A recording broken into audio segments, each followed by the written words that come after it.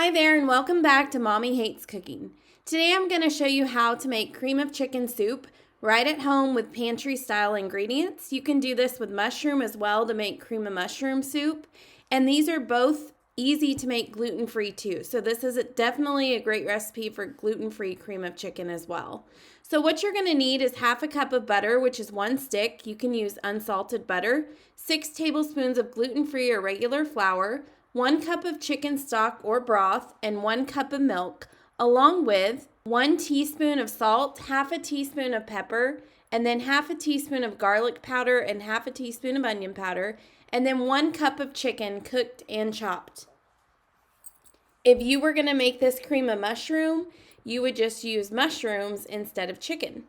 So the first thing you're going to do is use a small saucepan or about a medium-sized saucepan, and you're going to melt the butter on medium-high heat. So that is all I did there. And then next you're going to go ahead and add in the flour, the chicken stock, and the milk, and you're just going to whisk this for about 1 to 2 minutes, just until it thickens up a bit. So right now I am adding in the flour, and I'm using gluten-free flour. I usually use Better Batter, but you can use any 1-to-1 gluten-free flour. That's an even swap. Or you can make it with regular flour, either way. So this will work either way. And if you were making this gluten-free, this is the only swap you would need. So it's pretty easy to make gluten-free right at home. So I am finishing that up. And then I'm going to add in the milk. And I'm just using regular milk. You can use 2%. I use skim milk, and I've never had a problem with that either. So I'm just kind of whisking this up, and then I'm going to add the milk on in there. And again, I'm keeping this on like medium heat here. So now I'm putting the milk in, and I'm now going to just whisk this for 1 to 2 minutes and just kind of let it heat up and thicken. So I've got my flour, chicken stock or chicken broth, and milk all in there. And now I'm going to add the salt, pepper, garlic powder, and onion powder. And then I'm just going to let it simmer for 3 to 5 minutes on medium-high heat. And this is going to allow it to start thickening up. So I like to whisk it most of the time.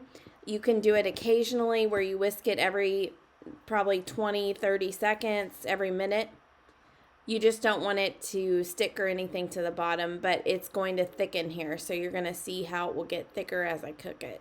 So I'm finishing that up, and then the next step we're going to do is add in the chicken, which again, if you were going to do cream of mushroom, you could add in the mushroom instead. So now I'm going to add in the chicken, and then I'm just going to remove it from heat and cool. So I'm going to remove it as soon as I get that chicken mixed in, and then it will be thickened and it will cool just a little bit. So I typically will use this right away. I normally will make it and then I use it in a recipe. So you can use leftover chicken, or you could use rotisserie chicken. You just want to make sure it's cooked chicken, whatever you do. And then you can shred it or cube it, either way. So you want to usually do kind of smaller cubes so that it's easy to mix right in, similar to what you would get in a can of cream of chicken soup.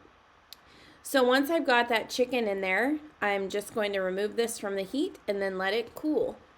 And then after that, you are all done.